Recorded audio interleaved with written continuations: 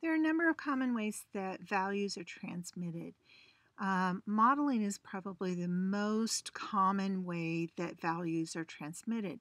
And basically what that means is that how a parent acts, the children pick that up and they start modeling or imitating the behavior of their parents. So we talked a little bit about how culture is um, given to the next generation. Well, modeling is the word that we use for how families act or how the community acts, and the child picks up those attitudes, and values are no different. Moralizing is more like saying, well, if you don't do this, then something else is going to happen with you. And we get that a lot in school. We get that in church run schools, especially, where they say, this is how we believe, and so this is how you should act. The laissez-faire mode of transmission is when there really is no firm direction. And the people that use this form to transmit values are really not giving any values at all. And you might hear people say, well, I'm going to let the child decide how they feel about this or what church they want to belong to, things like that, when they grow up. And so I'm not going to try to influence them in any direction.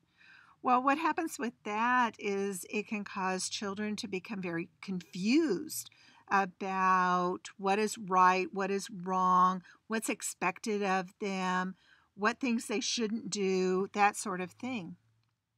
Responsible choice is when we explore competing values and we learn to weigh the consequences of those. And many parents use that as a way to talk to children about values and even to talk to them about discipline or why they shouldn't do something. I used to do this with my own children when we would go to a store and there would be a kid yelling, screaming, and hollering because mom wouldn't buy him candy. And I'd kind of take my daughter to my side and I'd say, see that kid over there? And she'd go, uh-huh. And I would say something like, I am so glad that you don't act like that.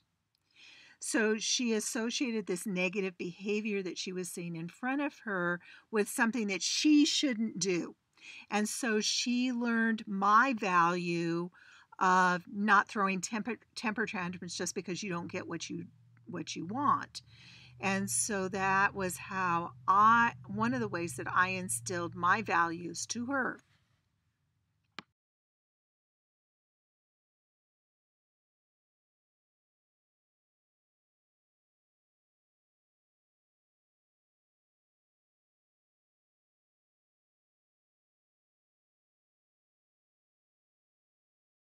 Three main activities in the valuing process. The first is choosing, and that's when we choose from the alternatives after careful consideration of the consequences of each alternative.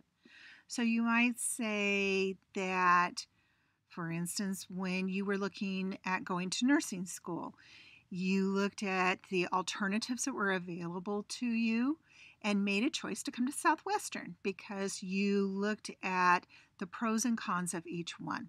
So choosing. Prizing or treasuring involves pride, happiness, and public affirmation. And so we view that as a way of saying, I'm really proud of the things that I've done, or you've gotten um, an award for what you've done. In acting, it's a combining of choice into one's behavior with consistency and regularity on the value. So I've chosen to act in this way. I've chosen this value that I hold dear to me, and I use it regularly. I don't go flip-flopping, and sometimes that value means something to me and sometimes it doesn't.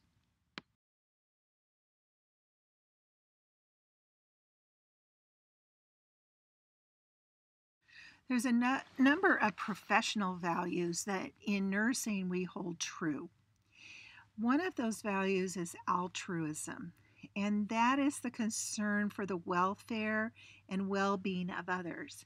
If you don't have altruism as a value, nursing is probably not the profession for you, because in nursing we are concerned about the well being of our patients and of our communities. Autonomy, and somebody asked me about what autonomy meant the other day, and autonomy is the right to self determination. So when we say that nursing has autonomy, it means that the profession of nursing has the right to decide the things that are valuable to it. But on a personal level, it's the right to make decisions for yourself. And specifically, when we talk about hospitalizations or something like that, it's the decision of I can choose to have treatment or not to have treatment, or to have a second or third opinion given and decide of the choices that I'm given what kind of treatment I'm going to get. Human dignity is the respect for the inherent worth and the uniqueness of individuals and populations. We have a respect and we value that each person has dignity and they have worth in and of themselves, not because they are the president of the university or not because they are some famous football star, but because they are human and they're alive. They have worth and they have a right to be respected. Integrity is acting according to a code of ethics and standards of practice. So, with our integrity, honesty, and all of those other things that go along with it, things that we've been taught ever since we were a little child, the 10 Commandments are the basis to many codes of ethics and standards. We have those guidelines of how we're going to act as nurses. The American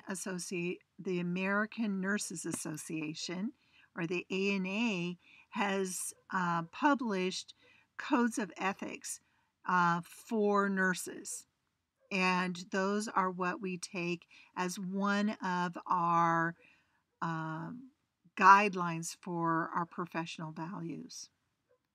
We also have the professional value of social justice. And with that, we uphold moral, legal, and humanistic rights.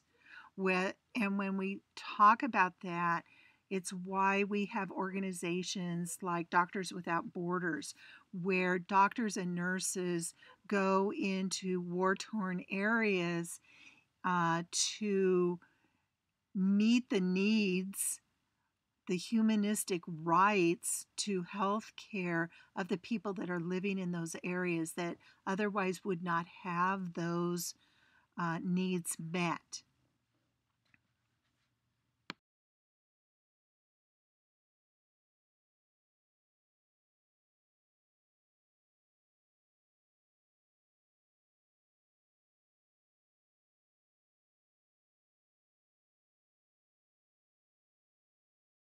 Number of types of ethics. Bioethics encompasses a number of fields of the life sciences. And bioethical questions are things like what kind of person should I be in order to live a moral life and make good ethical decisions? Or what are my duties and obligations to other people whose life and well being may be affected by my actions? Or what do I value, as far as the common good and the public interest in my life as as a member of society. When we look at ethics as a whole, it's a systematic study of the principles of right and wrong conduct, of good and evil as they relate to our conduct and to the way we live our lives. Nursing ethics is more specific in that it is a formal study of the ethical issues that arise in the practice of nursing. And it's an analysis that is used by nurses in order to make ethical decisions in their practice. Sort of a criteria that falls under these is this feminist ethic. And what feminist ethic is, and it actually is discussed a little further in the chapter, is that it critiques existing patterns of oppression and domination in society, especially as it affects women and the poor. Now, personally, I think that if we were really following the guidelines that would be shown in bioethics and nursing ethics, we wouldn't need a specific ethic known as feminist ethic, because we would be treating all people the same, whether they were male or female or transgender or whatever they were, because we have that respect for human dignity.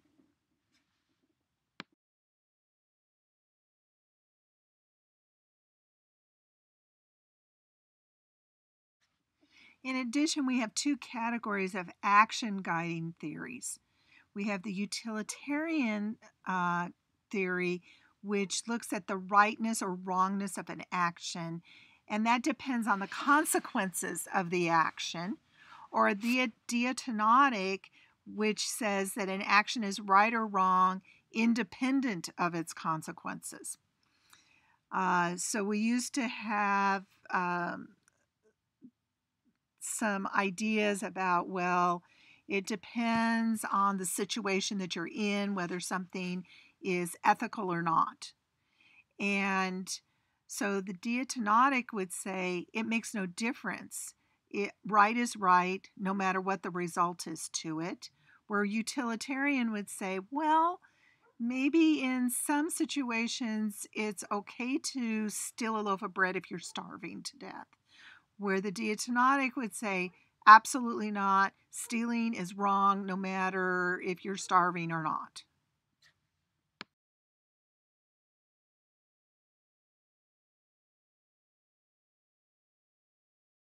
And Childress's principle-based approach to bioethics is one of the most commonly used theories of or frameworks for bioethics.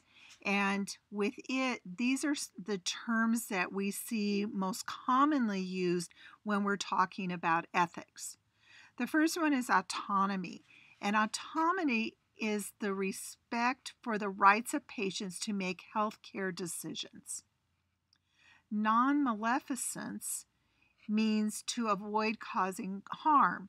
So this is the whole idea of that whatever we do in treating our patients, we aren't going to cause additional harm or to cause as minimal amount of harm as possible to them. Beneficence means to benefit the patient. So I would say of all of these approaches, most people get the non-maleficence and the beneficence confused because the words sound so similar. But if you think about non as not causing harm, maleficence is the idea of bad things. So non-maleficence means no bad thing happening, no harm, and beneficence means benefit, kind of has the word in its beginning. It's a good way to keep those two straight in your mind. Justice means that we're going to give each person his or her due and to act fairly. So we're not going to cheat somebody.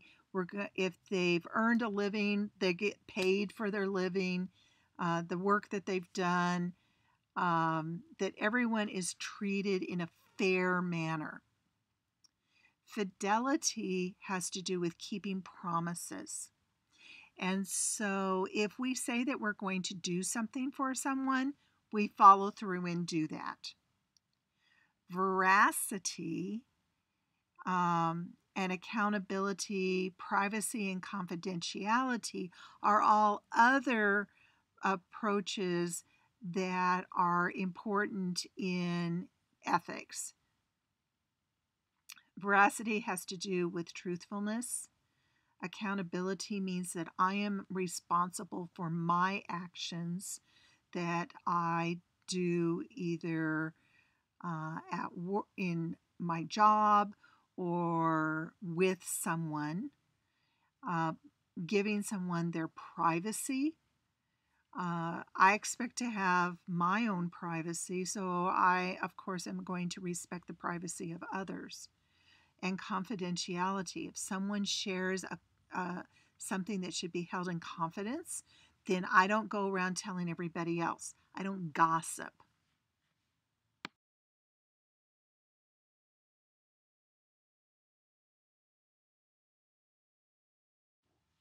The characteristics of care-based bioethics is that there's centrality of the caring relationship. In other words, the major part of nursing and caring for someone is that we care about you. There's also the promotion of dignity and respect for patients as people. There's also the attention to the particulars of an individual patient. So in other words, it may seem like a small thing to you, but it may be a big thing to that patient. When I'm in the hospital, I have hypothyroidism, and I have to take Synthroid every day. And so for me, one of the major things that I'm concerned about is whether or not you've got an order on my chart for me to get my Synthroid first thing in the morning. Because I know that if I don't get my Synthroid, I'm not going to immediately have problems, but over time, I'm not going to feel well in a very short period of time, several days, and I will feel really tired and worn out just because you didn't give me my one dose. So for you, that order may not mean very much because it's going to take several days for me to feel the effects of not having had that dose, but for me, it's a very important thing.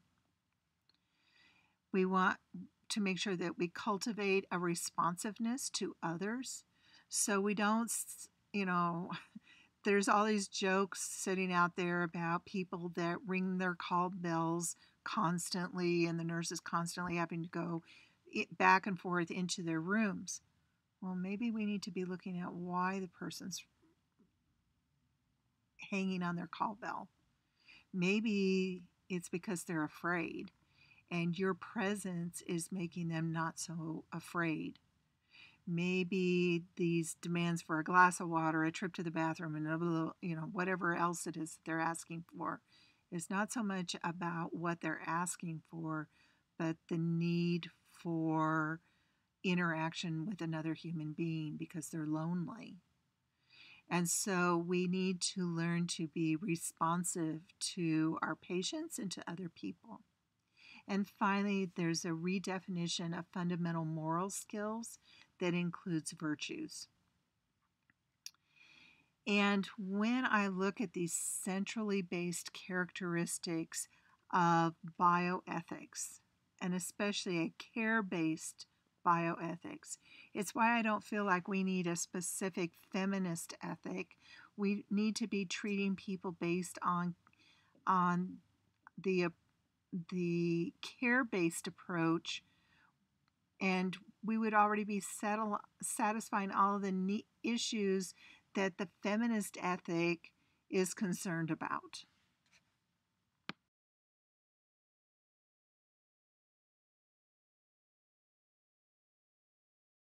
We've talked about different ways of looking at ethics, or how ethics are formed, and some of the bases of ethics. But now let's talk about ethical conduct. Ethical conduct is a practice based on professional standards of ethical conduct as well as the professional values. And so, as nurses, we should cultivate the virtues of nursing. And we should understand ethical theories that dictate and justify our professional conduct. So thinking back to those titles again about beneficence and acting towards the patient's best interest, and non-maleficence, making sure that our actions don't cause harm, and being familiar with the Code of Ethics for Nurses and the standards for professional nursing conduct. Your book will refer you to the ANA Standards Ethical Code, and I would take that and make it part of your daily reading if that's what you need, to be reminded of how we are supposed to act as nurses.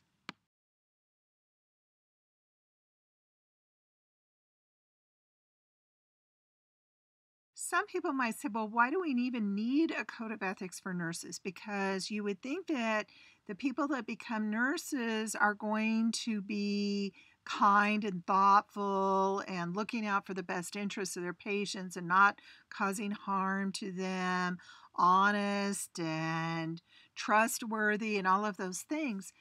Well, it's still a good thing for us to write it out and to be able to say, this is what is important to us ethically as nurses.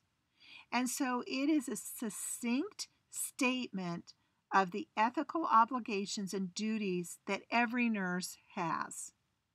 And it is the profession's non-negotiable ethical standard.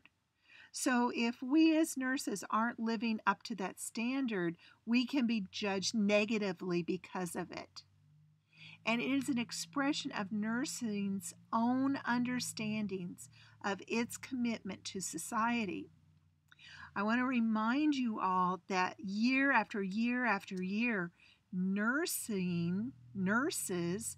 get the high levels of trust from the American public. They are the number one profession that is trusted compared to other professions. And it has to do with these strong ethics that the profession holds.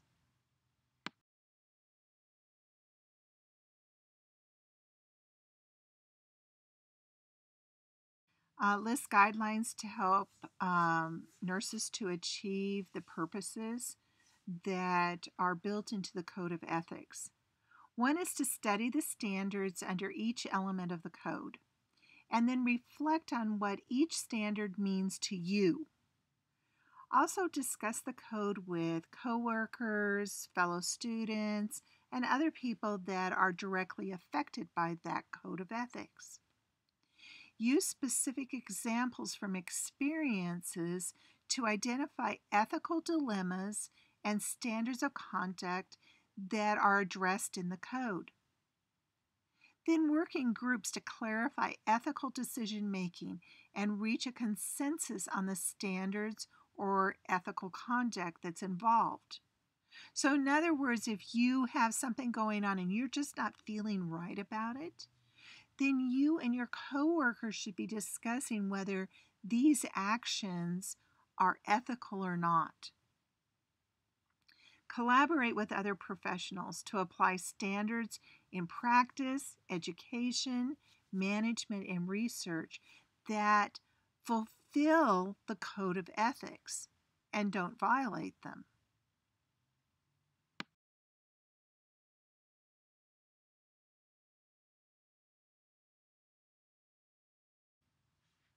In addition to ethical codes, there's also a Bill of Rights for RNs or registered nurses. And in order for them to practice adequately, there's 7 tenets in the rights of an RN.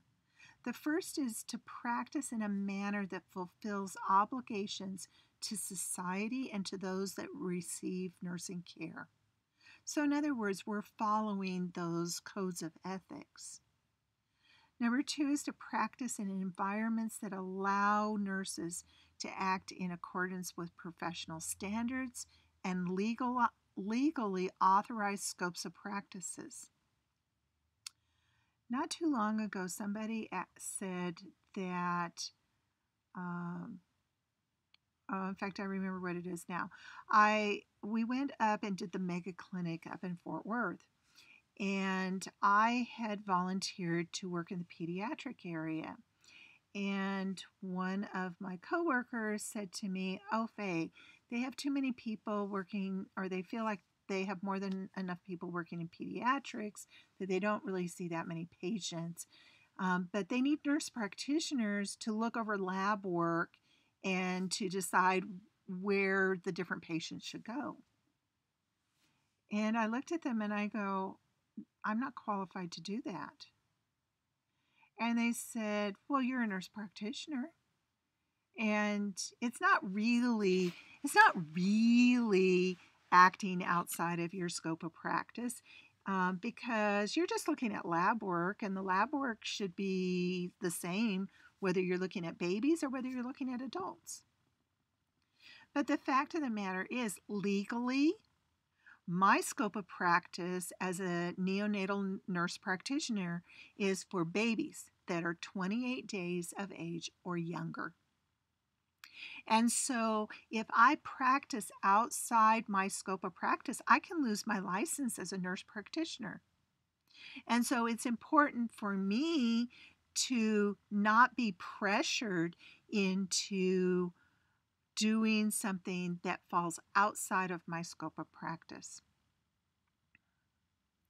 Another tenet of the Bill of Rights says that you'll work in an environment that supports and facilitates ethical practice in accordance with the Code of Ethics for Nurses.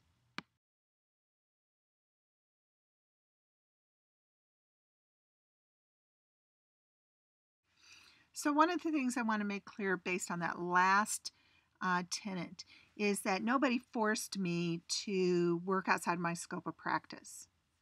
That would have been a violation of ethics if they had. There are certainly places that will try to get people to work outside of their ethical practice. And if you're ever in that situation, then you need to leave. You need to find yourself another job and get out of there. And in some cases, you shouldn't even wait until you find another job. You should quit and get yourself out of there before you get in trouble with the Board of Nursing or you violate your own code of ethics. It's not a good place for you to be. Another one of the tenets says that nurses should be able to freely and openly advocate for themselves and their patients without fear of retribution. That means that if I come in and in the ICU you've given me 7 patients, that's not safe. And I need to advocate for myself because as a nurse, that puts me at risk because I can't possibly take care of that many patients in an ICU that are that sick. but also I'm advocating for the safety of my patients, that those patients deserve the normal nurse to patient ratios for their care. Now, that would never happen, but that's just an example of advocating for your patients and yourself. We should also be able to receive fair compensation for our work, consistent with our knowledge, our experience, and our professional responsibilities. Hospitals are always looking at the bottom line, and salaries are their highest expense. So whenever possible, they're going to try to keep salaries down because that's their big expense. But nurses need to be able to be compensated for the work that they're doing based on their education and their experience. Nurses must be able to practice in a work environment that is safe for themselves and their patients. If it's an unsafe environment, then we need to be able to advocate for them and say, this is not safe. We've got to change this because our patients are suffering. And they must be able to negotiate the conditions of their employment, either as individuals or collectively, in all practice settings. So whether I negotiate for my compensation, my insurance, all of those other things that are included in my compensation package, or I join a union and the union negotiates the conditions of my employment, I have the right to do that.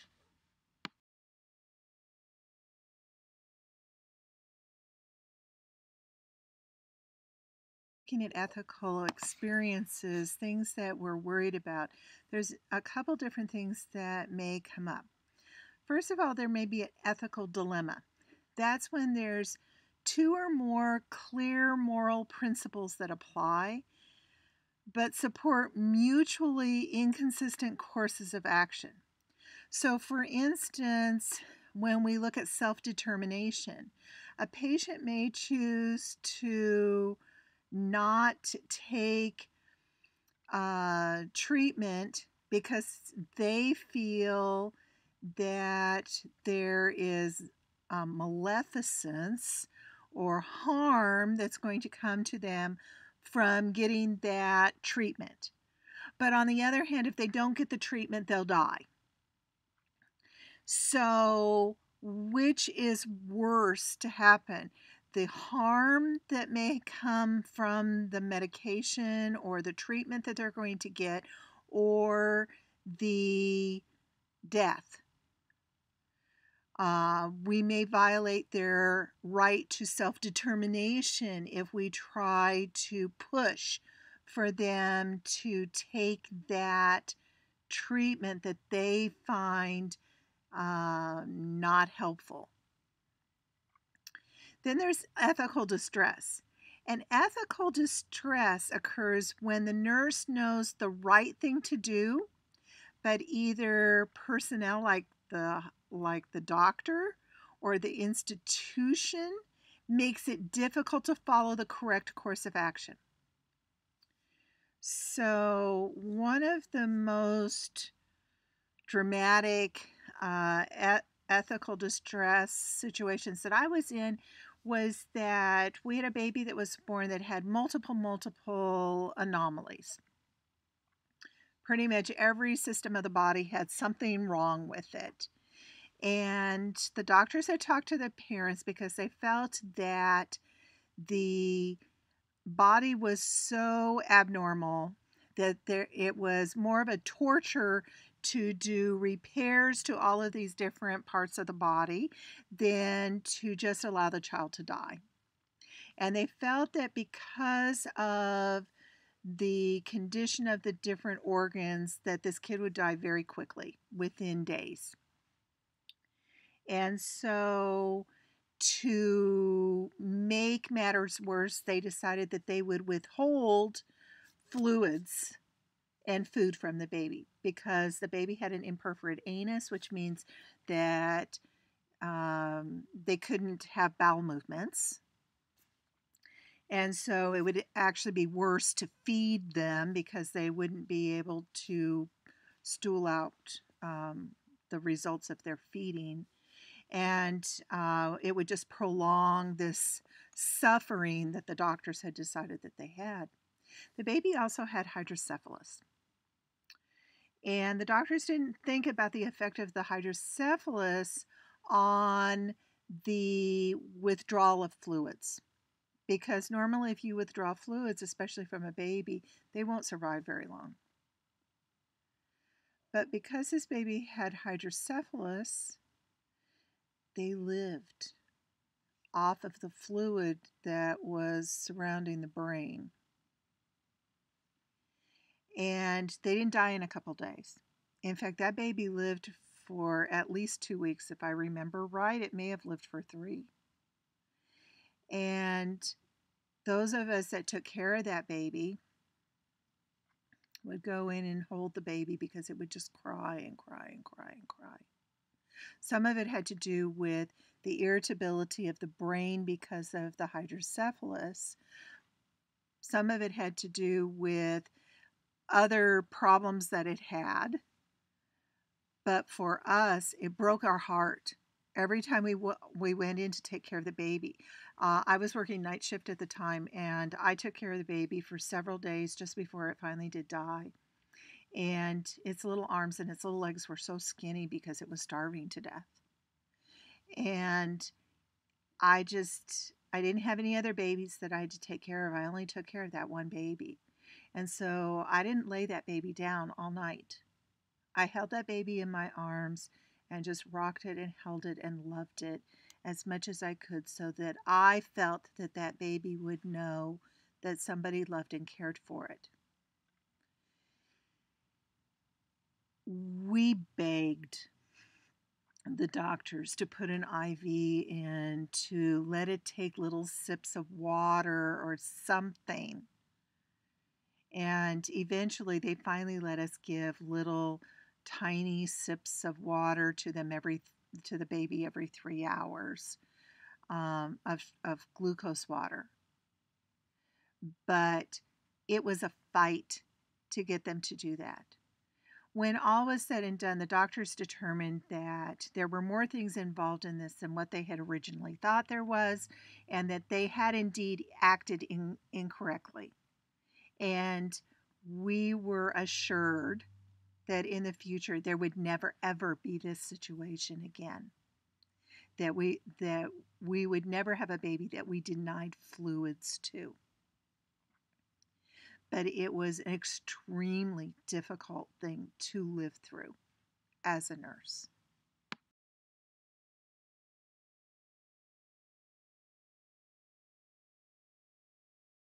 2015, Rosenthal and Clay launched the Moral Distress Education Project. And the aim of that project is to educate, inform, and destigmatize people that are experiencing moral distress. So what happened in this, nurse leaders met to explore strategies to develop moral resilience and support ethical practice. Their executive summary resulted in a group's consensus on the recommendations for addressing moral distress and building moral resilience in 4 areas: practice, education, research, and policy. So in other words, these 4 areas were singled out as areas where we could teach to help diminish the number of times that we have to experience moral distress, but also to teach us ways to deal with times when we may feel moral distress, and to be able to deal with our work environment after those experiences have happened.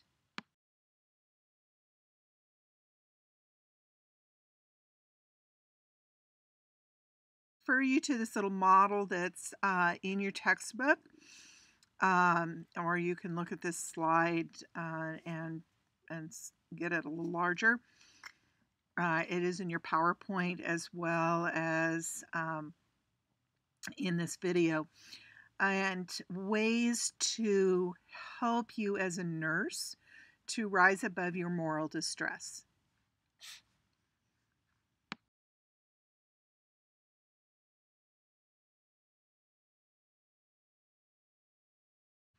So, how do we develop moral resilience? Well, one of the things we do is to cultivate good relationships with our fellow nurses and with other staff within the hospital, the doctors, the administrators, other professionals. When we cultivate those good relationships, then we feel less afraid to speak up when we feel that there is a situation that does not meet our ethical standards. Also, accept that change is part of living. We've reached a point where technology can keep you alive for a very, very, very, very, very long time. But that doesn't mean that it is morally acceptable to keep people alive that are brain dead. There comes a place where death is the desired outcome rather than that outcome to avoid. For instance, we need to refuse to view crises that we may experience as being insurmountable. So if the nurses that I worked with that baby that had so many defects had been afraid to confront the doctors and had felt like there was absolutely nothing that they could do to make the situation better, then that would have reinforced their feeling of moral distress and not have given them resilience in that situation. Also, we want to nurture a positive view of ourselves and our desire and ability to take care of ourselves. Also, we need to keep things in perspective. Sometimes when our patients make decisions that we don't agree with, it's very hard to keep it in perspective because we start feeling like that was a life that was lost for no good reason. But it's important that maybe that person was in their decision to not have treatment. That was the best decision in their mind, and we need to keep that in perspective of their self-determination.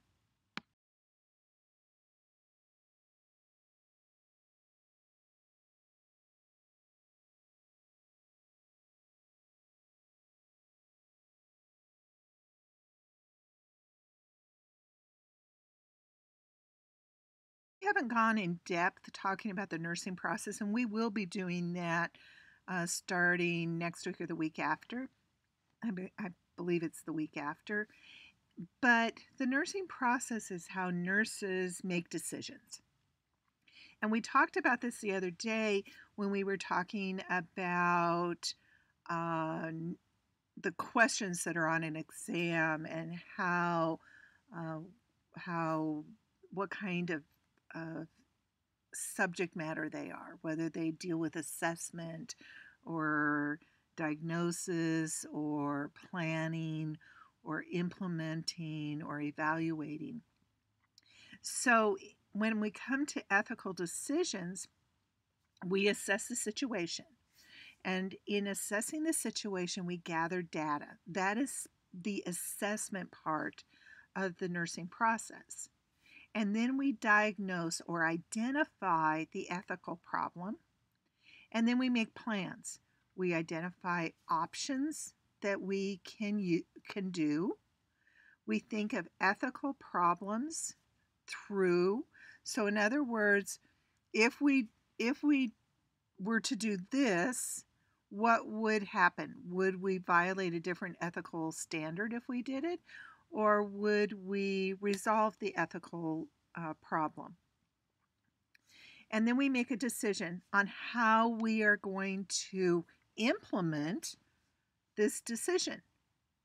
And once we make that decision, then we make the implementation. We act on the plan, whether it's talking to somebody or performing an intervention. That's the implementation.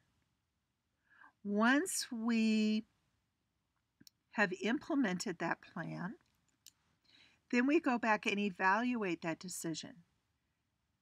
Did it turn out the way we thought it would? What could have made it better? Do we need to implement a different plan? That's all part of the evaluation side of the nursing process.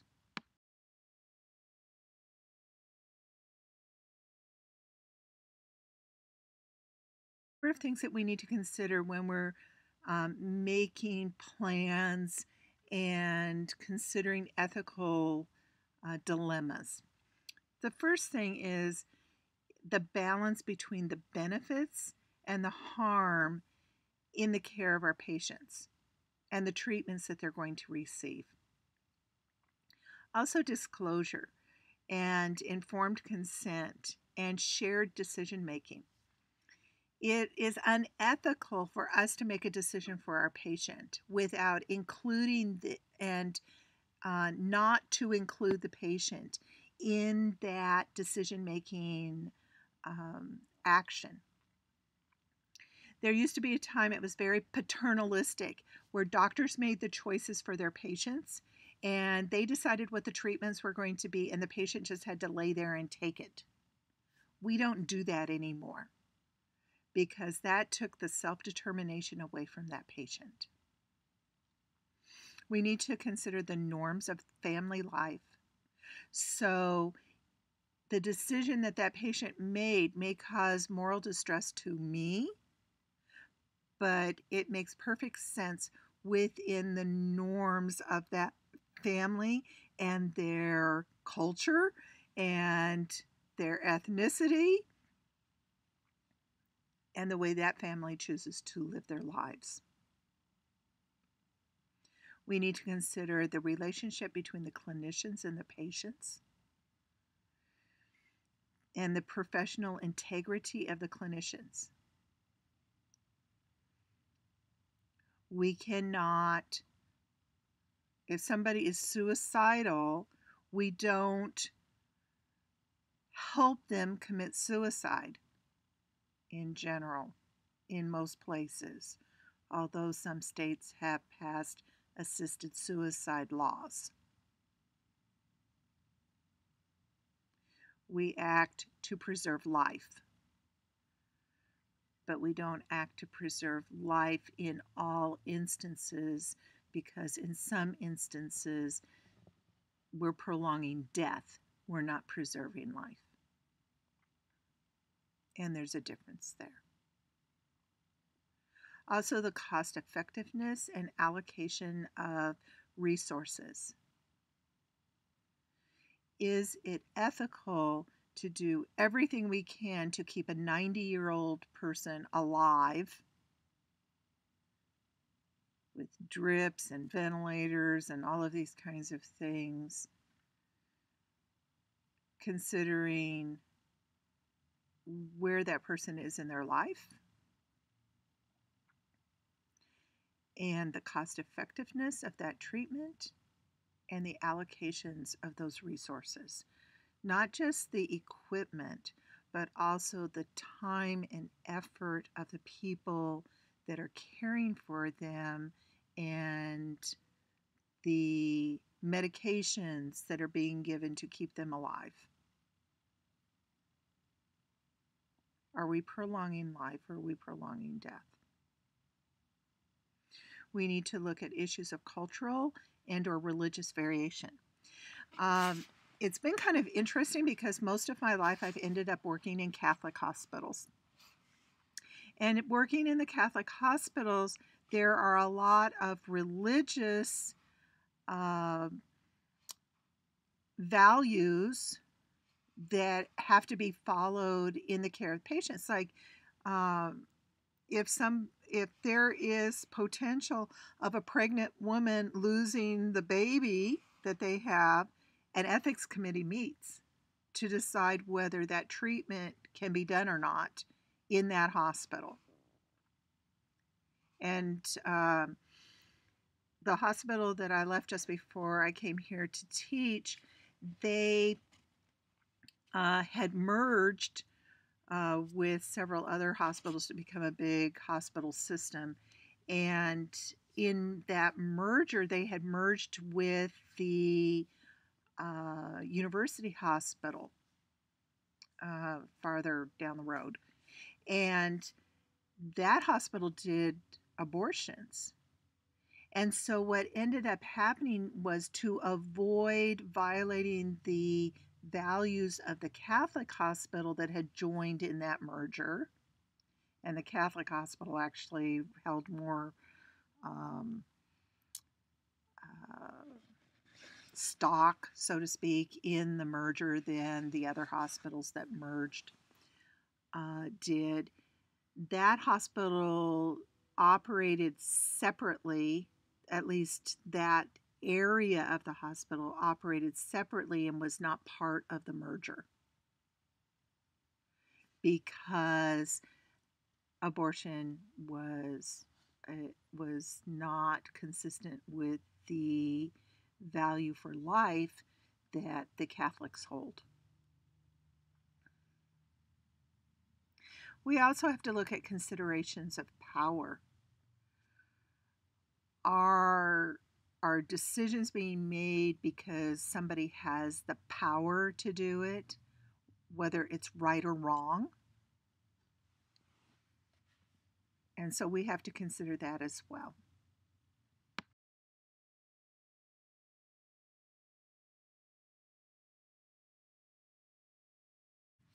These are just a few examples of ethical problems that can be faced by nurses. And we've talked about many of these not only in this particular lecture, but also in other lectures that we've had.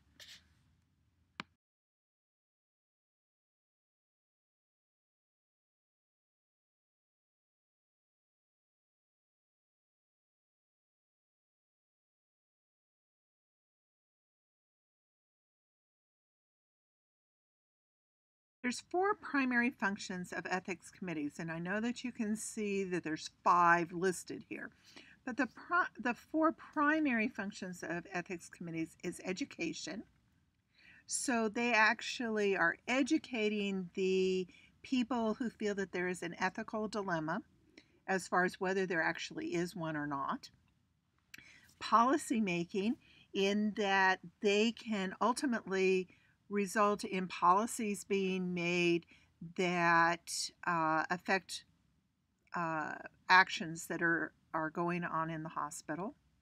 Case review, where they actually look at specific cases of ethical dilemmas that have occurred within the hospital. And also consultation. So maybe we've got a situation going on in an area where there may be some ethical dilemmas involved with it, and what would be their recommendations for the physicians and the nurses and other healthcare providers to do in that situation. Now, just because the ethics committee says this is our opinion doesn't mean that the doctor has to follow their opinion. A consult is a consult. It doesn't mean it's not a mandate. Occasionally, ethics committees are also involved in research, but that is a less common function of an ethics committee.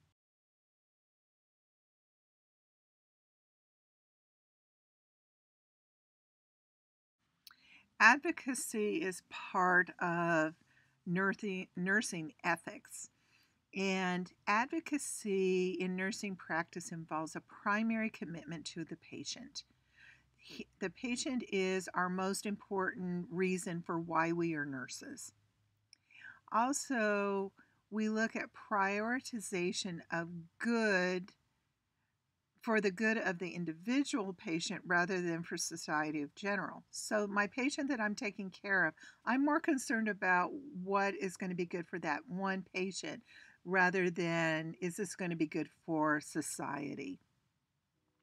And also in advocating for my patient, I'm going to evaluate any competing claims against the patient's autonomy and the patient's well-being. If the patient says, this is what I want, I'm going to fight for them to get what they want. Often, physicians don't hear what the patient really wants.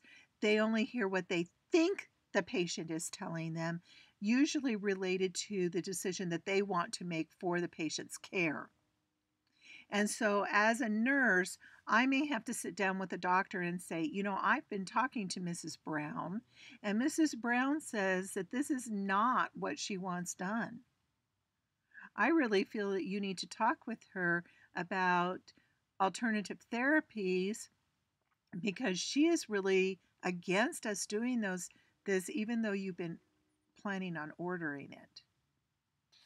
That is a way of advocating for my patient.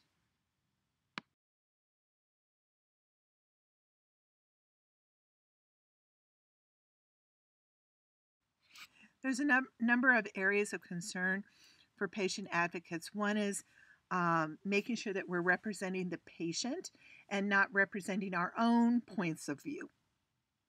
We want to make sure that everyone within the healthcare team is doing things that the patient wants us to do. In other words, we are promoting self-determination for the patient, not what makes us feel good. In whistleblowing, we may have to go to a higher level to report the lack of allowing patients self-determination. And in whistleblowing, we ourselves may find ourselves feeling the heat from somebody who's trying to promote their own agenda.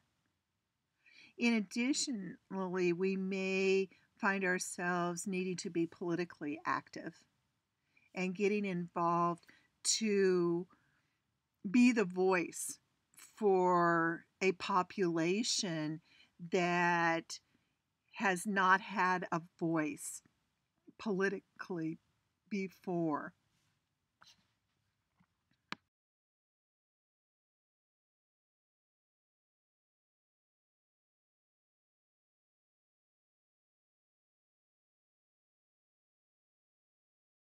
A lot of definitions in it, and so I want to make sure that you sort these all out and get these well defined in your mind. When we define law, it is a standard or rule of conduct established and enforced by the government.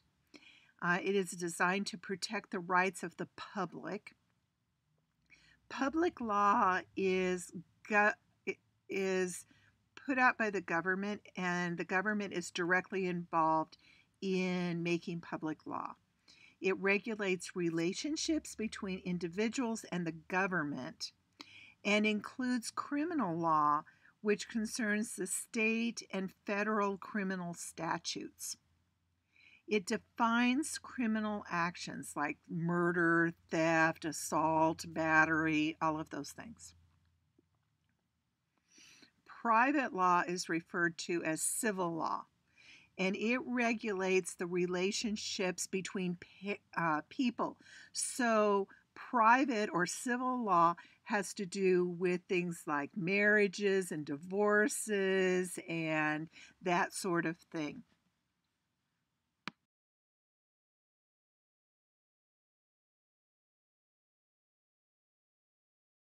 Health has some terminology. And some of the more basic terms in law, the term litigation means the process of bringing and trying a lawsuit. A plaintiff is the person who is bringing up the lawsuit. So if you were charged with malpractice, the patient that claims that you did something wrong in your practice is the plaintiff. The defendant is the person being accused of a crime, which you are presumed innocent until proven guilty. So back to this malpractice state, the plaintiff would have been your patient, and the defendant would be you as the nurse.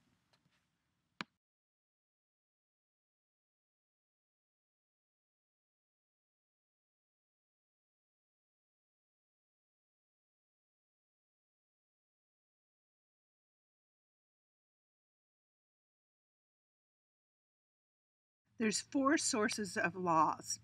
The first is constitutions.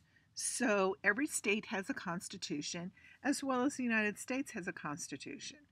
And for that matter, although we don't call them constitutions, you might even say organizations have constitutions, things that guides their actions. And constitution serves as guides to legislative bodies about laws that can be passed. So of course you know that we're sitting there talking about the constitutional right to keep and bear arms is in the news all the time. Well, that is something that is guiding laws that are being considered and discussed in the Congress currently on a regular basis. Statutory law are laws that have been enacted by a legislative body, whether that legislative body be the U.S. Senate or House of Representatives, or on the state level, or even on the local county or city level. Administrative law is laws that have been empowered by executive officers. So basically, they've said these are the rules of how things are going to be administered. Common law is the judiciary system that reconciles controversy and creates a body of common law.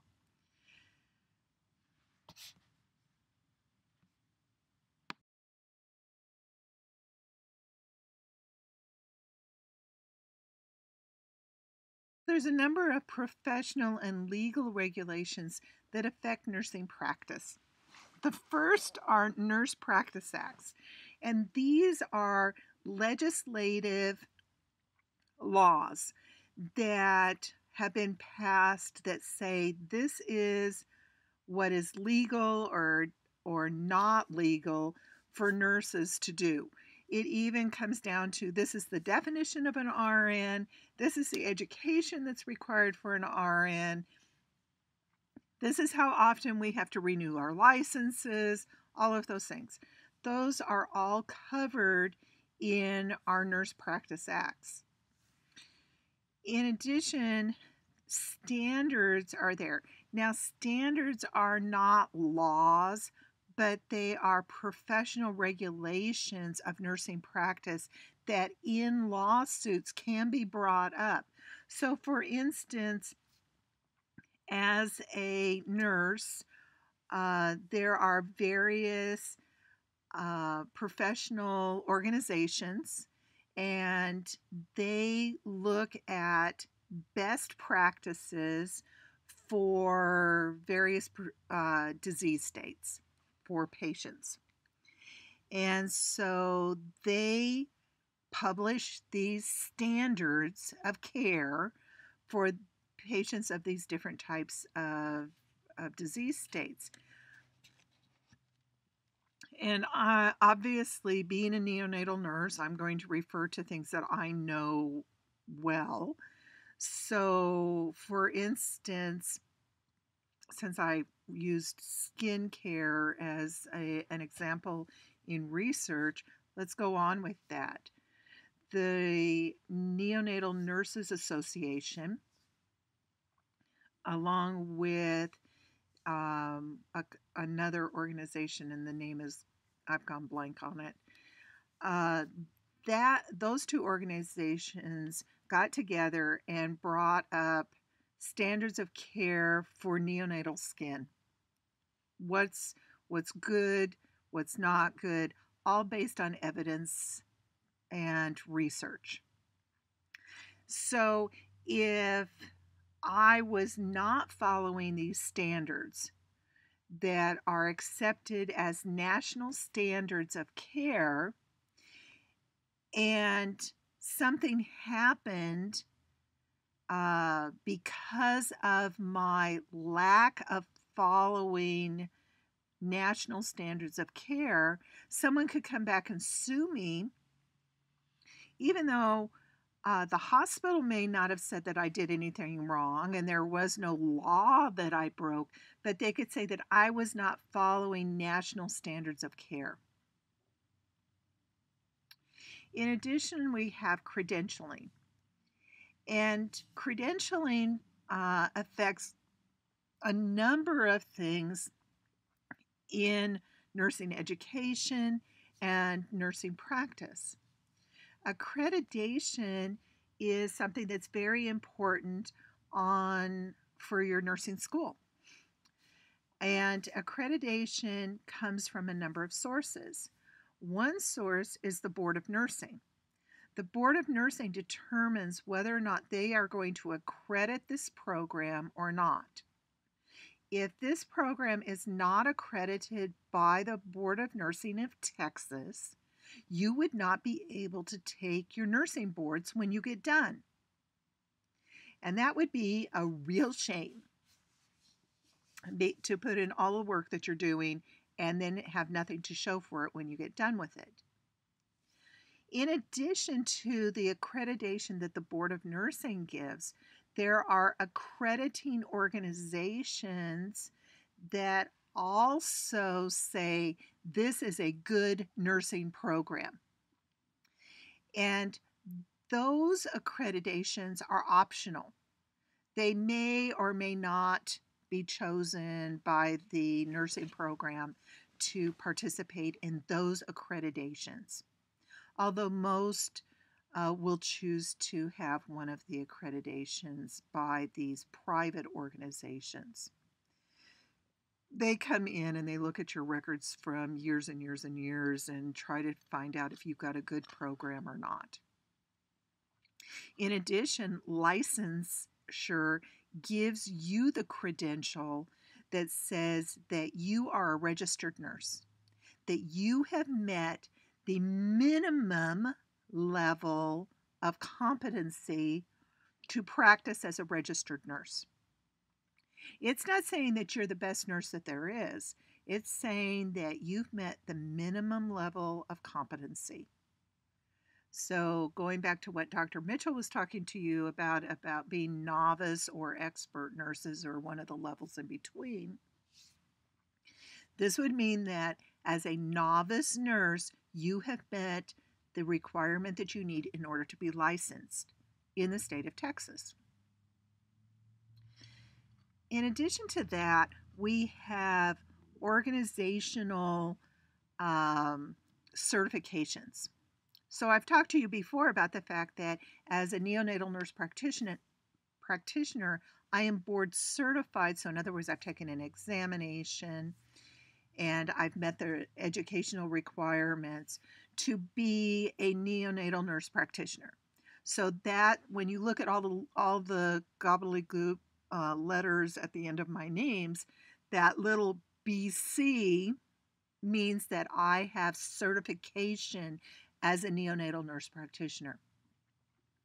Often we'll see things at the ends of people's names like RNC, meaning that I'm a certified registered nurse in some specific area like OB or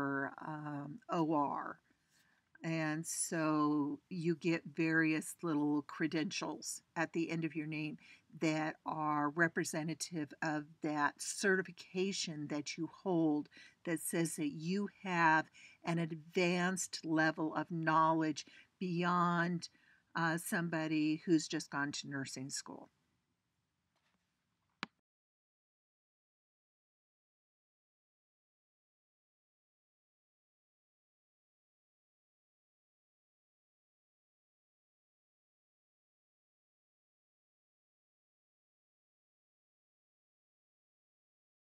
Just as the Nurse Practice Act gives the state the right to determine whether or not you can practice as a nurse, it also gives the Board of Nursing the responsibility for suspending or revoking a license for someone who is practicing in an unsafe way. And so some of the reasons for suspending or revoking a nursing license include drug or alcohol abuse, fraud. Fraud is kind of an interesting one because we actually have fraud where people say that they're an RN, but in actuality they're not. They've never have gone to nursing school, or maybe they've gone to just a little bit of nursing school but never finished. So using the term RN when they aren't an RN. Although there's other ways that fraud can be committed as well, but it's one of the ones that I find interesting when people say that they are something that they're not. I have actually worked with a respiratory therapist that was not a respiratory therapist, and you never would have known. He was excellent. In fact, he was probably a better therapist than some of the people who actually had gone to therapy school and had actually passed the registration exams to be a respiratory therapist.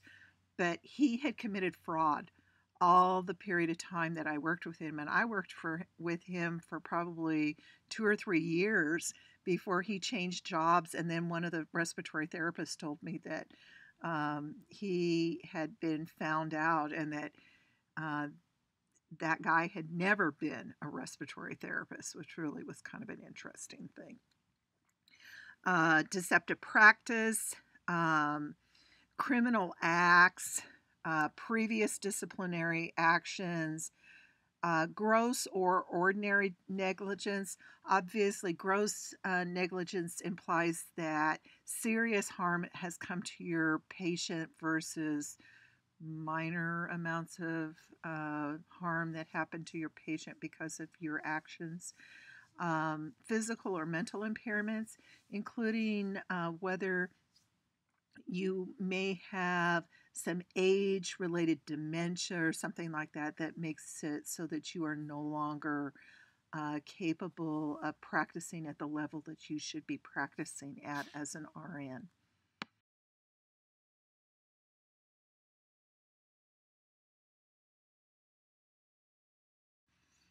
The Board of Nursing can't just take away your license willy-nilly without proving that there's a reason to do it.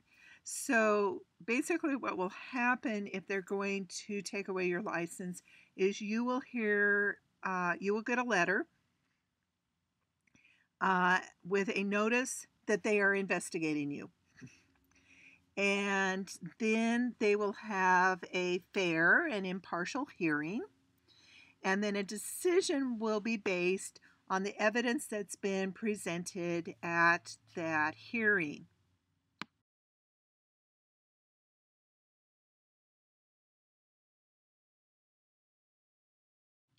I do want to comment that just because you have a hearing before the board doesn't mean you're going to lose your license, because they may find that the charges that have been brought up against you are not founded, and so they'll be dismissed.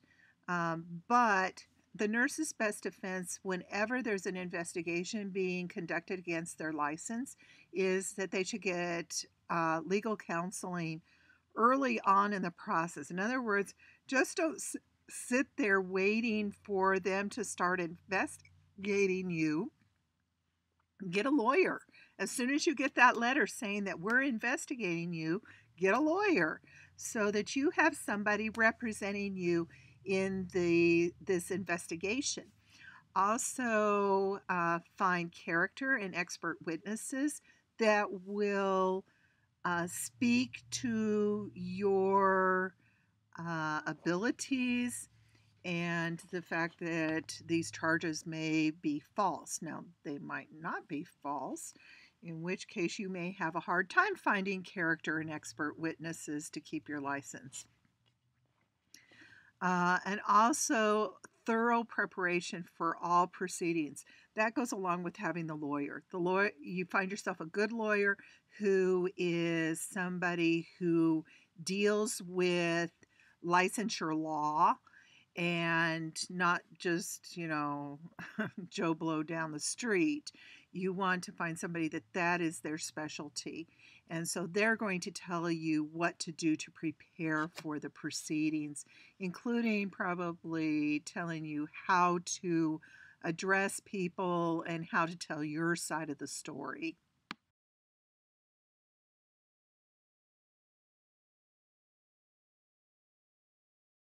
In criminal law, a crime is defined as a wrong against a person or the person's property, as well as the public. A misdemeanor is punishable by fines or less than 1 year of imprisonment, where a felony is punishable by imprisonment for more than 1 year. And in some cases, also fines are attached to those as well. A tort is a wrong that's committed by a person against another person or that person's property. And the torts are tried in civil court, where crimes are tried in criminal courts. A tort can be intentional or unintentional. For instance, a HIPAA violation is punishable by up to $250,000 and 10 years in jail. So that is actually a crime, and it's a federal offense on top of that.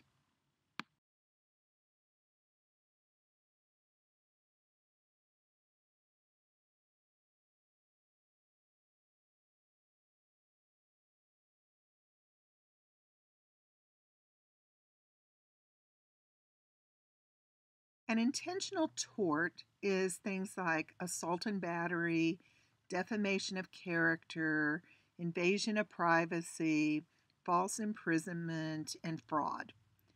Unintentional torts are things like negligence and malpractice, or at least we certainly hope that those are unintentional. I want to go back to these terms of assault and battery. Assault is the threat of injury to someone, and battery is when you actually touch or injure someone.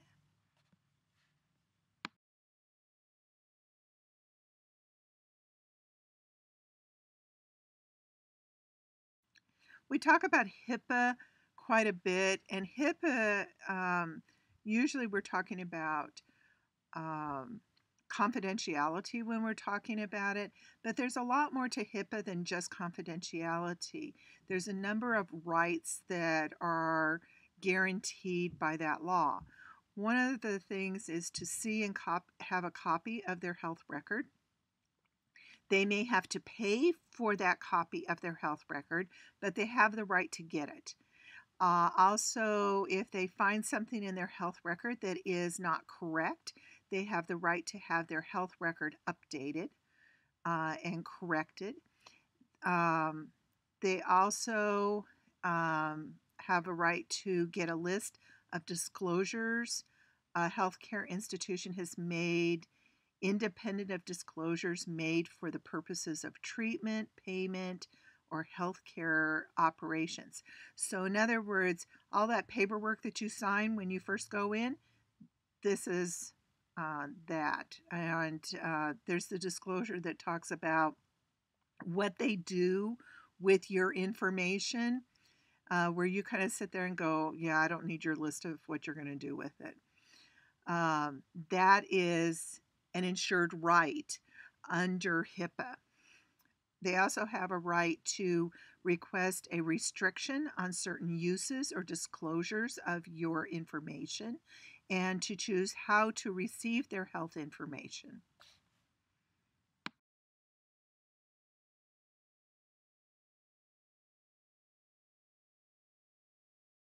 So we've mentioned a little bit about malpractice, and a lot of people have some understanding about malpractice, but there's a number of different categories of malpractice claims, such as failure to follow standards of care. So back to that whole thing of national organizations that set up and publish standards of care. If the organization or the nurse fails to follow those national standards of care, it's considered malpractice. Failure to use equipment in a responsible manner, failure to assess and monitor the patient, failure to communicate, failure to document. Back to if you don't write it down, you don't document it. Now we document most of our stuff in computers, but if we don't document it, it means we haven't done it. Or failure to act as a patient advocate. Remember, we talked about it's important as a nurse to act as the advocate for the patient. So if I'm not standing up for my patient, it is malpractice, and they can charge me with that.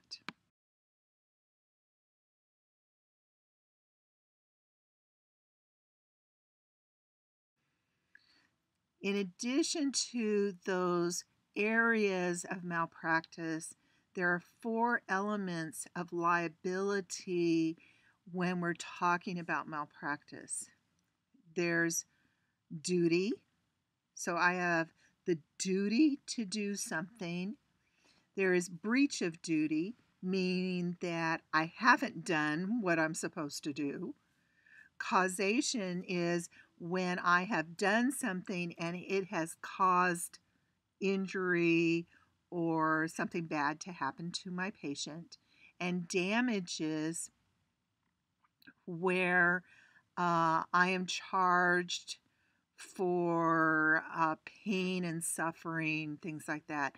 That is the damages part of a lawsuit.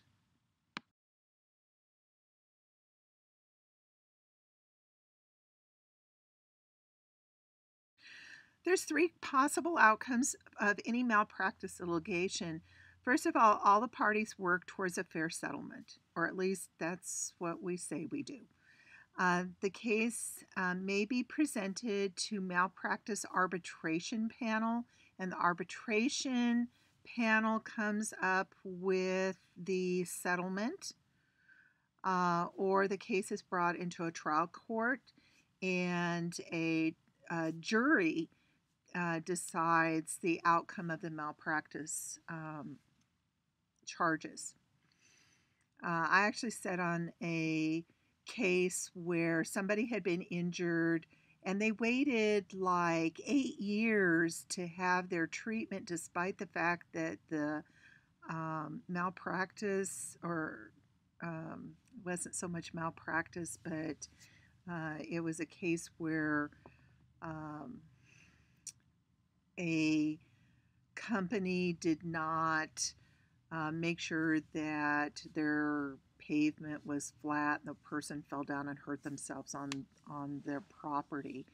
And so I was actually sitting in the damages part of the trial. And, we kind of came back and said, this is ridiculous. This woman could have had her surgeries and everything years and years before. And she's trying to say because she waited and didn't have it done, that she deserves extra money. Well, not only did we not give her extra money, we only gave her like $1, just so that nobody else would ever have to listen to 4 days of her complaining. So there's a lot of ways that the malpractice suits become settled.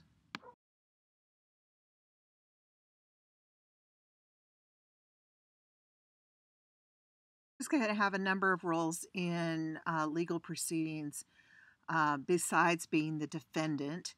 They can actually be the fact witness.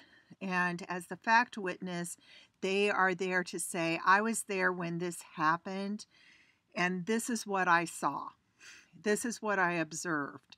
They can even be the one who says, I didn't see this actually happen, but I came upon the scene and this is what I saw when I came upon the scene, or this is the type of care or injury that this person got as a result of this action. They can also be brought in as expert witnesses. And in fact, that is a special type of nursing in and of itself, to be an expert witness and work for lawyers and go before juries in these malpractice cases and in other types of cases as well.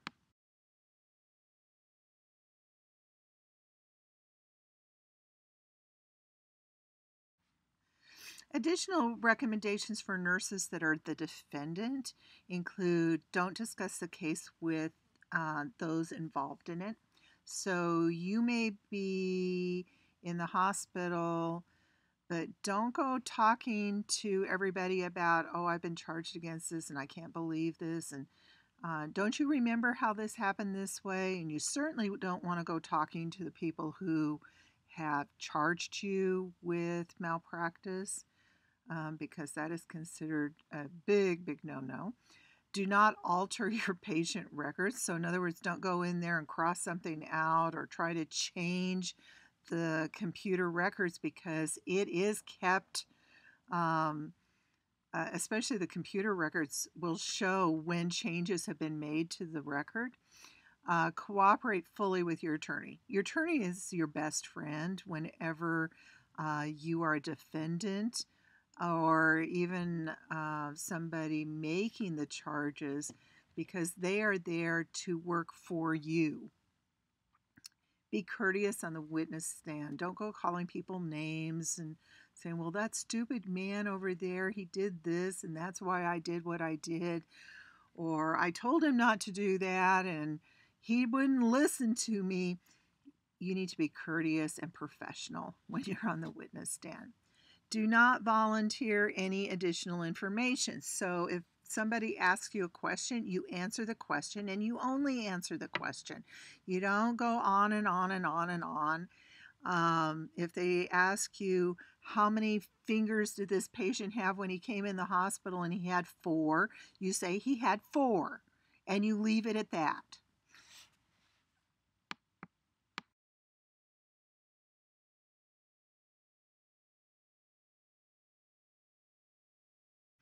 There's a number of ways to keep yourself out of court. And the first is to practice competently. Also, to make sure that there's informed consents or refusal for treatment. So, if somebody says, I am not going to do this, you make sure they sign a form saying, I understand that I have been advised to have this, seek this treatment, and I refuse this treatment. Most hospitals have those forms, and it's just a matter of you pulling it off the computer and having the patient sign it so that you are covered legally for not giving them that treatment. Also, if somebody decides that they want to go out AMA or against medical advice and they're going to leave the hospital, then there are forms that have to be signed by that patient saying, I understand that my doctor feels that I need to be in the hospital longer, but I want to go now. Honoring contracts, not going against collective bargaining.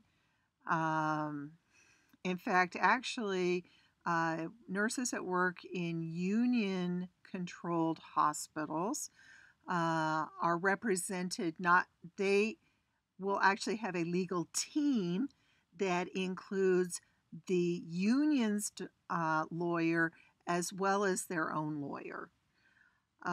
So they get a little more protection. Making sure that we do patient education really helps to keep patients from making assumptions about their care or the treatment that they're getting, because if they really understand what's going on with their condition and why we're doing what we're doing, they're not going to feel that you've done something illegal if you have not. Executing your physician orders, in other words, making sure that if the doctor has ordered this, that you do whatever it is that the doctor has ordered. Documenting. We mentioned just a minute ago, if you haven't documented, as far as the court is concerned, it was never done. Making sure that there's adequate staffing. This is an ongoing problem for nurses. As acuities of patients increase, the hospitals don't want to increase the number of nurses caring for those numbers of patients. And national organizations have published guidelines for safe acuity ratios. So in ICUs, that is often a 1-to-1 or a 1-to-2 ratio. In the NICU, as patients are getting better and they're feeding, you may have a 3-to-1 or a 4-to-1, sometimes even a 5-to-1 ratio. 5-to-1s are really crazy to try to keep up with, but I have seen that happen a few times. Whistleblowing, so when you see things happening that shouldn't be happening, reporting them. Professional liability insurance. A lot of nurses will say, well, the hospital covers me on their liability insurance. Why should I carry my own? Well, the hospital's insurance is only worried about the hospital. It's not worried about you in and of itself. And so they are going to reach a settlement that may not be in your best interest, where if you have your own liability insurance, it is going to represent you for your best interest. Risk management programs are there to help to decrease the risk of malpractice insurance or claims against employees. Making sure that you fill out incident, variance, or occurrence reports. These need to be filled out as soon as possible after the event, and they are filled out using we don't name names in an incident report. We don't say, well, Mary said to do this, and so I did it. You say, if Mary was the charge nurse, you would say, the charge nurse directed me to do this procedure or skill or whatever it is, or give this medication, and I did it after following normal policy and procedures, if that was the case, and that's where it would be left at. And we never, and I do say, never, ever, always are things that those words we tend to avoid. But when it comes to incidents or variance or occurrence reports, they're all the same thing. They're just different words for the same thing. We never refer to having filled out an incident report in the chart. If we put those words like incident report filed, it has now made that incident report part of the patient's chart, and the lawyers for that patient can demand having access to it.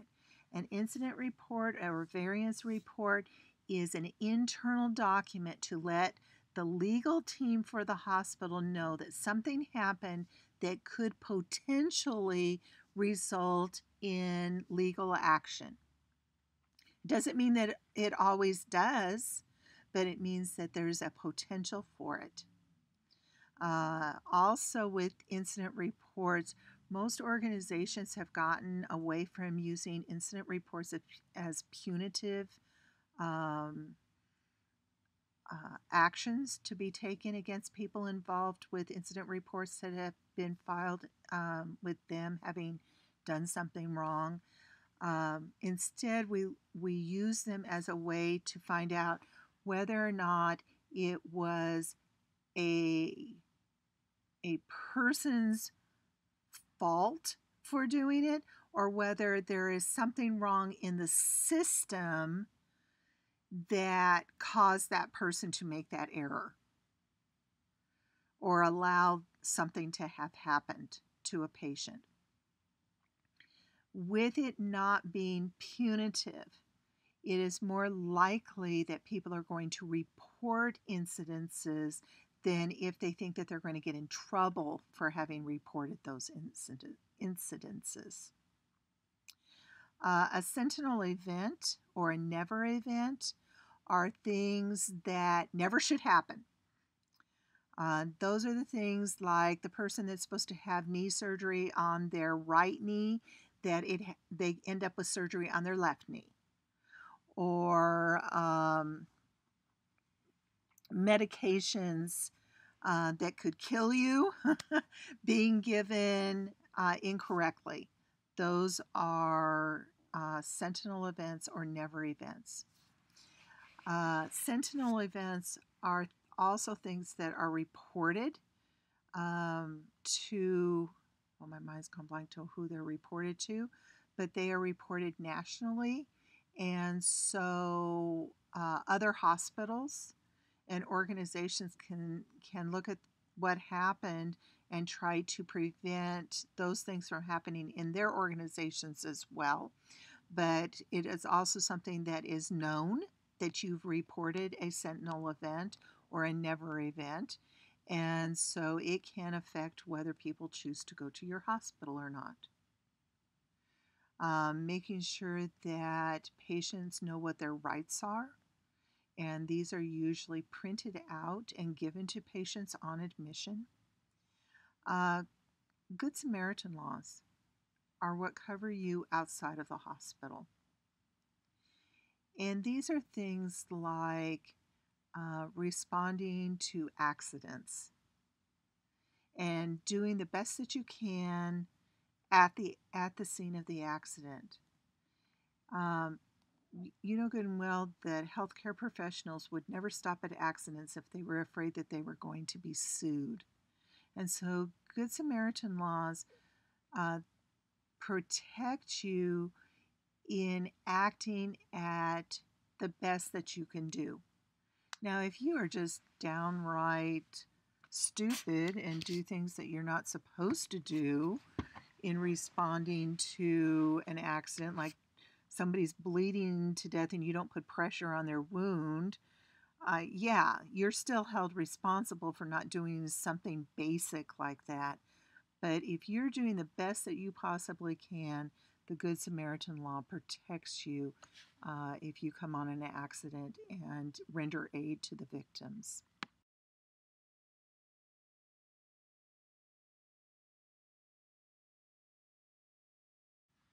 There's a number of ways that we can protect our competent practice as well. For instance, respecting the legal boundaries of practice, not doing things that are on the edges of the Nurse Practice Acts, following the institutional policies and procedures. If I do something that is not covered under a policy and procedure, I put myself and my organization at risk. Owning my personal strengths and weaknesses. In other words, I don't allow myself to attempt to do something that I've never done before.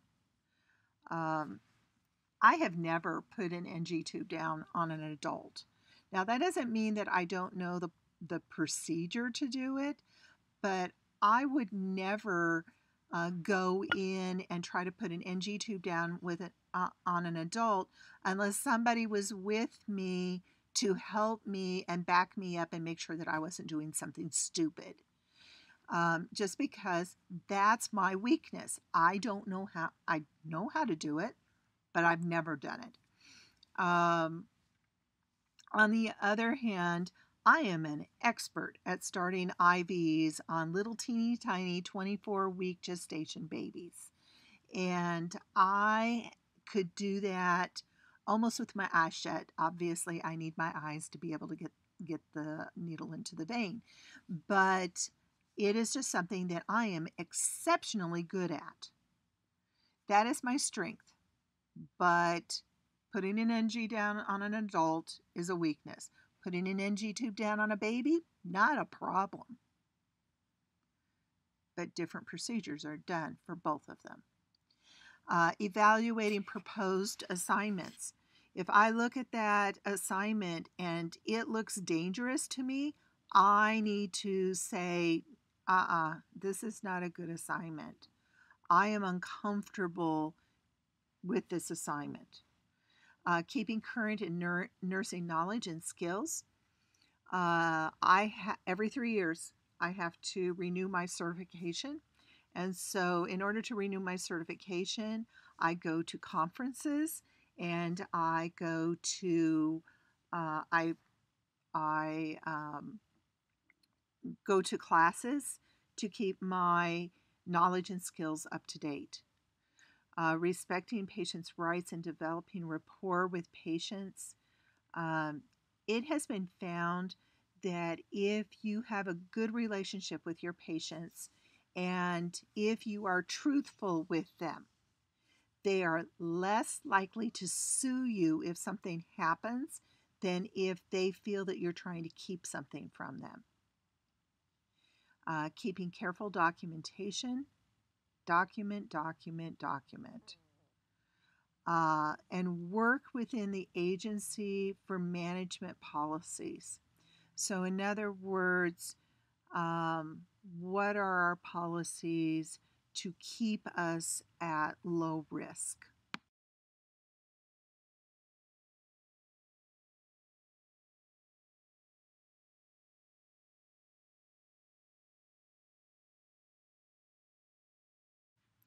There's 4 elements of informed consent when we obtain consent.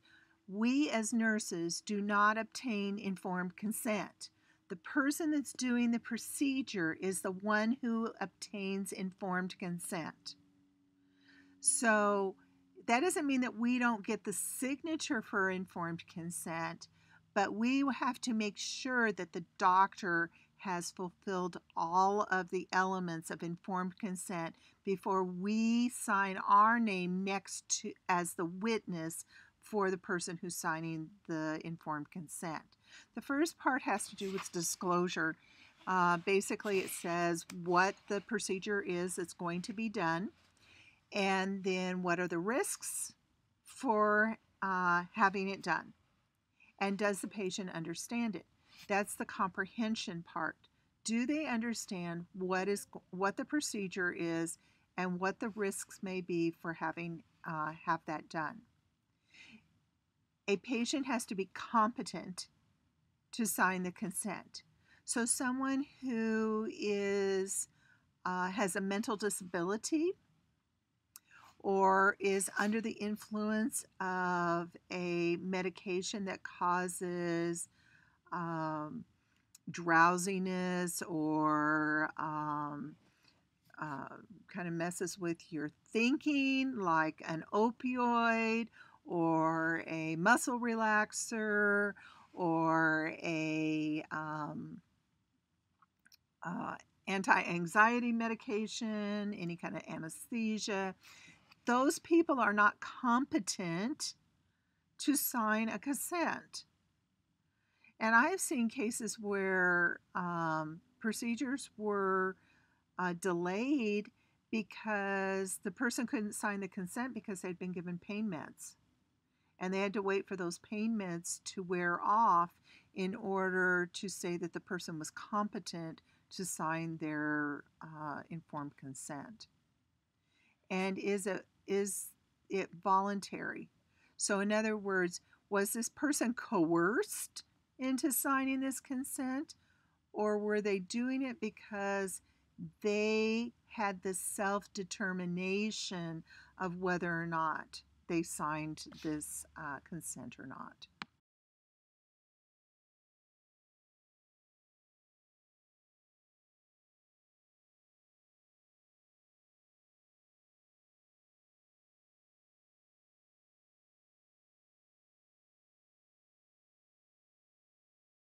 There's a number of laws that affect nursing practice besides the Nurse Practice Act, and these are just a few of those. In some cases, there are laws that relate to some of these things, like reporting obligations, controlled substances. As a nurse practitioner, I have to have a DEA license, and every time I write a prescription for narcotics, it's entered into a national database, and so they look at trends of how often I'm writing those prescriptions. Um, there's laws that have to do with discrimination and sexual harassment, the HIPAA laws, people with the um, People with Disabilities Act, which is ADA, and I forgot what the first A stands for. Legal issues related to death and dying, like wills and advance directives, all of those affect nursing practice.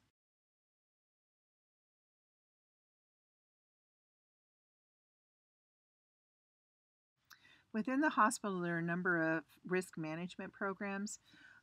In particular, we have safety programs that are mandated by the government and also the hospital organizations. So, on a yearly basis, you're reviewing safety um, concerns within the hospital as far as fire and falls and things like that. And so, usually, they have some type of an educational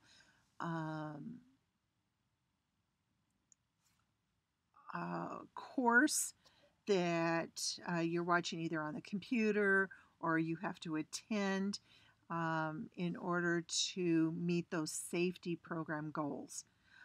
There's also product safety programs, and with those, you must learn how to use products and equipment before you try to use them. And it may seem like, oh, I know how to use a vacuum cleaner, but in the hospital, you have to make sure that you are using it safely.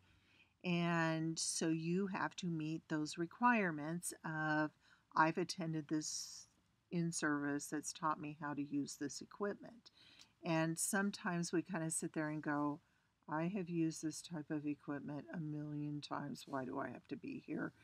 This isn't that different from what we already use. The fact of the matter is, it is different from what you already use, and therefore you have to have in services to make sure that you're using those products safely. There's also quality assurance programs, which we talked about QI earlier, and how quality assurance programs help us to improve the quality of care for our patients.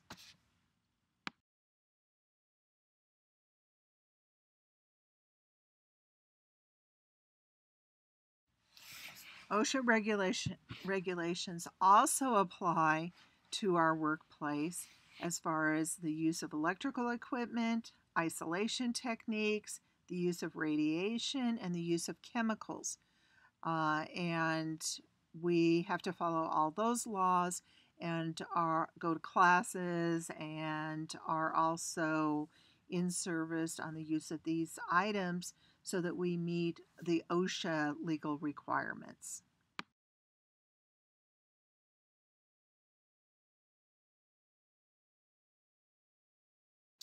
So this slide probably should have been up a few slides earlier.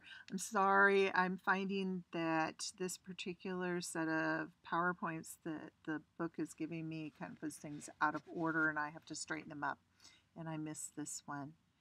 The information that's contained in incident reports include the name of the person and the names of the witnesses. So the name of the person directly involved in the incident, and then any witnesses to it, which could include yourself. A factual account of the incident. No emotions, no I think that this is probably what happened, just the facts. The patient was found on the floor lying next to the bed. Not the patient slipped out of the bed and fell on a puddle of water that was on the floor, or I think that the patient tried to crawl over the side rails and fell on his head. Just the facts. So if there was water on the floor and that was potentially the cause, we would say the patient was found lying on the floor on their left side next to a puddle of water. Patient's gown was found to be wet. So we don't know whether the patient peed on the floor or there was already water on the floor. Just the facts. The date, the time, and the place where the incident took place. Any pertinent characteristics of the person involved. Had they just had medication for pain? Were they disoriented? Things like that. Any equipment or any resources that were being used at the time that this happened. So were they connected to a suction machine? Did they have a cast on? Things like that. Any other important variables, and often incident reports will list things and you just check the boxes. And documentation by the physician of a medical examination of the person involved. So it's not that we don't chart in the chart that something happened to the patient. We just don't say that we did an incident report. So the same kind of description that I put in my incident report is going to be the same kind of report that I put on the chart. I'm going to say, I came into the room and I found Mr. Brown lying on his left side on the floor next to his bed. A puddle of liquid. We can't even say whether it's water, urine, whatever. A puddle of liquid was found next to Mr. Brown. Mr. Brown's gown was noted to be wet. Whatever it is else that we want to do. But we make sure that what we write is just very matter of fact and that there's no personal opinions expressed within the incident report or the charting that we make for that patient. So as you can see, there's a lot of legal ramifications to nursing. And often it can seem very overwhelming, but it is something that both protects us and keeps our practice safe. And so I will see you in class.